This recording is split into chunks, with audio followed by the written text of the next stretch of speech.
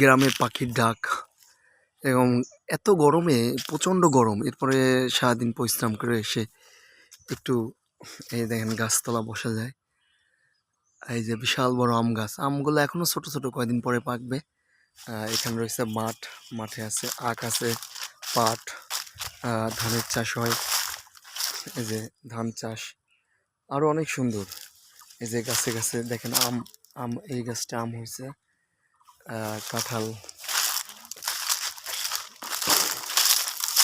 এগুলা কিন্তু শহরে আমরা উপভোগ করতে পারি না। গ্রামে কিন্তু অক্সিজেনের পরিমাণটা একটু বেশি, গাছপালা বেশি থাকার কারণে প্রায় গাছে কিন্তু কাঁঠাল হয়েছে, একদম নিচ থেকে উপর পর্যন্ত, মগডাল পর্যন্ত কাঁঠাল হয়েছে। এই দৃশ্যগুলো কিন্তু আমার বরাবরই ভালো লাগে। এই যে দেখেন অসংখ্য কাঁঠাল হয়েছে, সামনের মাসে হয়তো ভাই কাঁঠালগুলো বড় হয়ে যাবে। জ্যৈষ্ঠ মাসে তো আম কাঁঠাল পাকে, আপনারা জানেন। দেখেন কত কাঁঠাল এই গাছটায়, এগুলো দেখতেও কিন্তু ভালো লাগে, অনেকটা বেশি ভালো লাগে। অনেক সুন্দর। এই যে গ্রামের পুকুর, অবশ্য চৈত্র বৈশাখ মাসে তো পানি থাকে না, পানি খুব কমই থাকে। বিকালবেলা এখানে মানুষ বসে, আমিও বসছি, অনেকটা সুন্দর লাগে। এই যে পুকুর পাড়ে গাছপালা প্লাস পাশে দেখেন কত সুন্দর পুকুর, পাশাপাশি এই যে জমিতে ধান, অনেক সুন্দর আসলে। পরিবেশটা অনেক সুন্দর।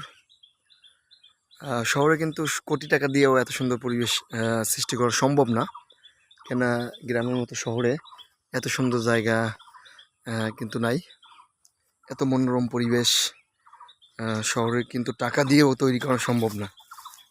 এখানে শব্দ দূষণ বললে নাই, এবং অক্সিজেনের মাত্রাটা বেশি এই গাছপালার কারণে। এই যে আম গাছে দেখেন কি পরিমাণ আম হয়েছে, ছোটো ছোটো আম, কাঁঠাল এখনও ছোটো ছোটো, সামনের মাসে পাকবে। অনেক সুন্দর দৃশ্য, এই দৃশ্যগুলো আসলে মন জুড়িয়ে যায়। এই যে কলা গাছে কলা হয়েছে, সবেদা গাছ, কলা গাছ, পুকুর পাড়ে কলা গাছ।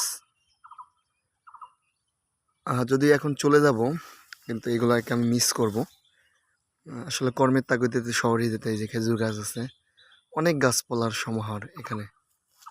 এই জন্য আমি সবসময় বলি যে শহরের জীবন থেকে গ্রামীণ জীবন সম্পূর্ণ আলাদা। শহরে আমাদের থাকার জন্য অনেক সুন্দর,